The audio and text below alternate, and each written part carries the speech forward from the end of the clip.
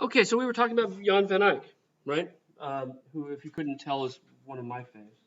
Um, we were looking at the degree of realism. We were talking about this fact that what we see happening with Van Eyck and others during this time period is that as we move into the 15th century, the international Gothic style starts to be abandoned for other things. And there are still elements of it that continue in a way, the interest in realistic details, for example.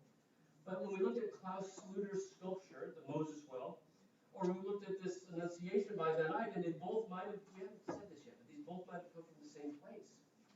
This might have been made for the Chartres de Chevron. Did we talk about that or no? I did, didn't I? I mentioned that it was the left wing of a triptych, right? Of the three, okay, so we did talk about it.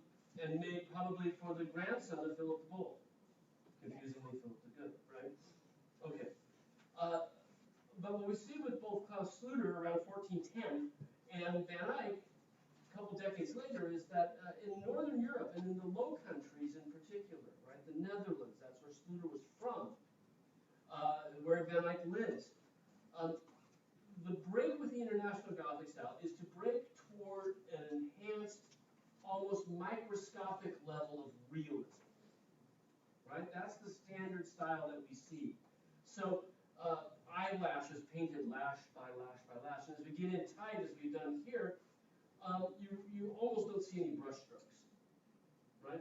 And a great attention paid to the fall of light, the surface quality of things, like pearls versus sapphires versus rubies versus irises and pupils, you know. And incredibly bright, rich colors. That sort of comes out of the International Gothic style. But they're breaking from that tradition, right? And we'll see when we go to Italy, when the slideshow goes to Italy, what we'll see is that they also break with the International Gothic tradition, but they do it in a slightly different way, right? They're not as interested in this level of detail that Van Eyck is maybe the king of, right? So again, we were beginning to look at these details as we work our way through, and this really is just astounding.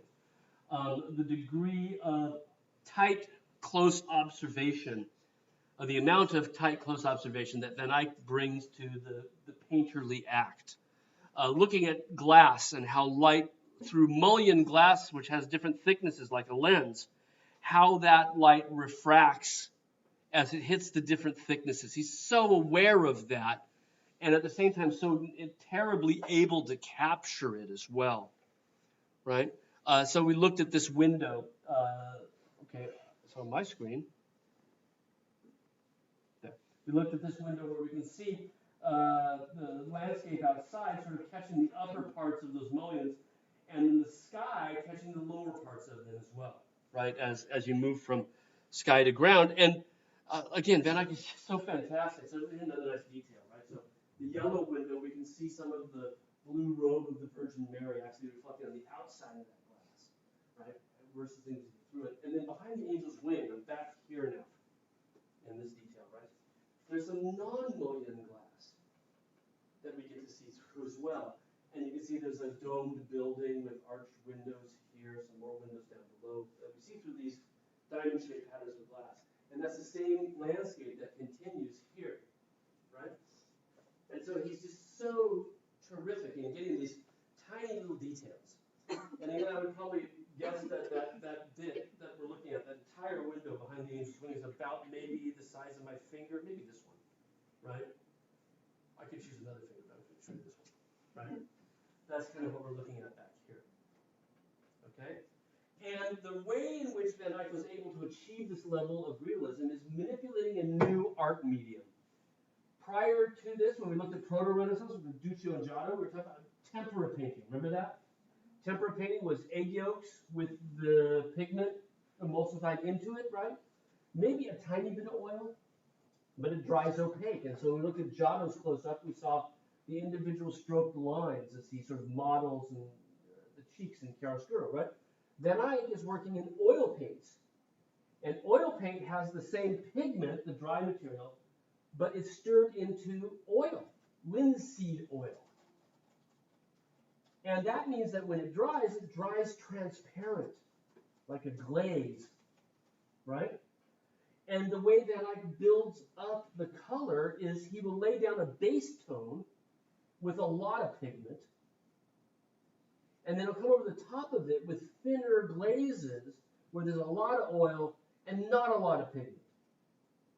And that allows the paint to build up this sort of where the light that hits the paint from the room you're in kind of goes through it and bounces back, right? And the kind of luminous effect that we're getting here is if it's glowing from within, right? It's something Van Eyck loves. And the legend was given about him inventing oil paint, which is probably not true, but regardless, right? The legend is that he was tired of how tempera paint dried and buckled, and he wanted something that would dry more slowly. And that's a huge difference, right? Tempera paint dries pretty quickly, just like, scrambled eggs on the plate, right? By the time the waitress comes and busses your table. If you like over easy eggs, you'll notice that the yellow egg yolk has dried pretty darn hard on that plate, right? If you leave your breakfast dishes till night, right, you've got some scrubbing to do because it dries so nice and hard and quickly. Oil paints take days to dry, and this allows Van Eyck now to blend the brushstrokes, blend those glazes, so that you can't really even, it becomes almost magical, right? Like you can't tell how the artist did it, right? And we'll see in Van Eyck's works that, we'll look at two other paintings by Van Eyck, right?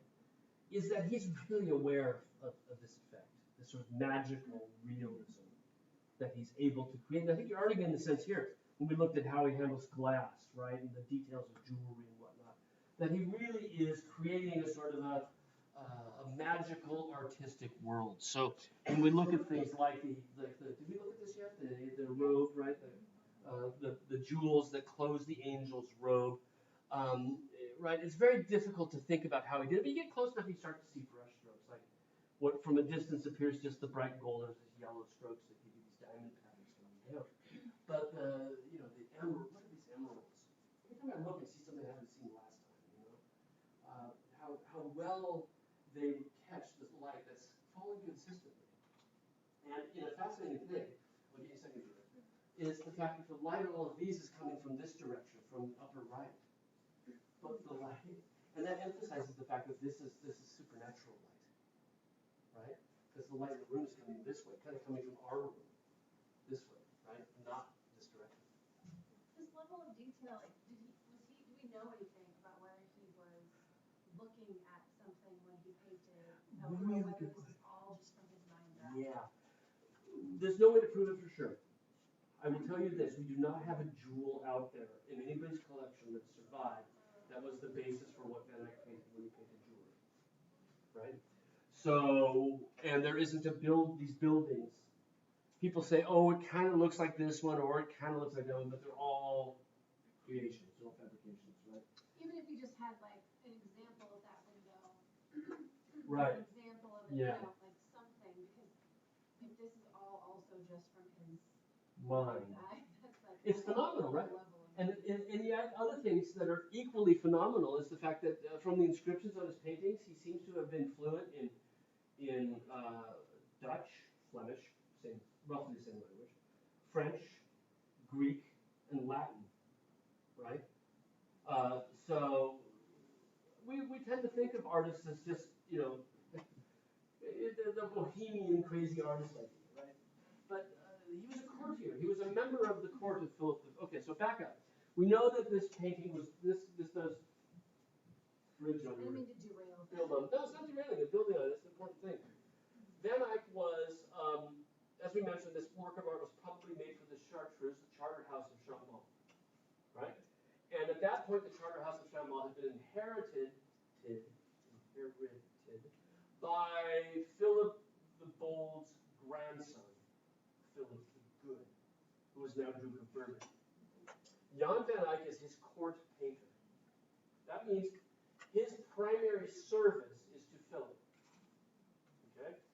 He gets an annual retainer, but he can still work on his own. He gets court-funded housing in Bruges, right? It's a great job. And it derives from a sort of medieval job of being court painter, where the court needs him for various things. And I think, as I mentioned, he was sent off to paint portraits of Philip's fiancée, right? That was one. But most of the stuff he did for Philip didn't survive, right? It's very difficult to find these things. But we know he did some frescoes in his house and yada, yada, yada. So the idea of the artist as someone who is this genius creator, right, and fluent in multiple languages, also ties back to Van Eyck's particular social station, which was really well placed, right? And most of the works that we have that survive by Van Eyck, portraits, for example, are portraits that were made for people who had some connection to the Duke. So it seems as if Van Eyck probably had to get the go-ahead to go work for these other people, right? That maybe he was even sort of here. Here's my court painter, right, to work for you. But we don't have any jewels that survive that look exactly like this. There are, however, priestly garments, and this is based on what a priest would wear, that are similar in some ways or others, right? And we have buildings that are similar. We have glass examples that are similar, but we don't know. There are no records of what he was doing in this studio. And that goes back to what somebody else, I think, asked on Tuesday, what's today? Today's Tuesday. On Friday, is he using a magnifying glass to paint, right? With the smallest brush you've ever seen. And that also, we have no record of that, right? We have nothing to sort of guess. Right, so again, there's the hand with the gold. He loves light and how it passes through things, how it reflects off of things and its characteristics. Now, new slide. On the floor under their feet, right? All of these details that Van Eyck is plopping in here, in particular the decorations on the building, actually add up to some sort of theological symbolism, some meaning, right? And so under their feet are these carved stone tiles. And this is a typical kind of artwork that we see, right? This replicates what we often can find. You don't need to worry what it's called. It's niellum, but you don't need to worry about that. It's what they do is they will carve into the stone or sometimes into metal on the floor, the lines, and then they'll rub ebony into them. And that makes the dark lines that you see, right? And he's emulated that. And we've got two different scenes here. Down below, can you see this? It's David and Goliath. So on the right is David. He's labeled, and he's cutting off the head of Goliath, right? The giant. He's knocking down this guy's head. And there's the rest of the. There's Saul on the left. Saul Rex, the King Saul, and the Israeli troops on the left, right? Up above, Samson tears down the temple. And you see his name stamped in the banner overhead, and he's knocking down the temple. People are like huddling. Look at the guy under the table, right, hiding from the falling stones as Samson pulls down the temple, knocks down. These are the only two scenes we can see completely. But both of them are scenes of conquering, aren't they? Right? Triumph. And that is a theme that Van Eyck wants us to underscore with this picture. This is the triumph of Christianity.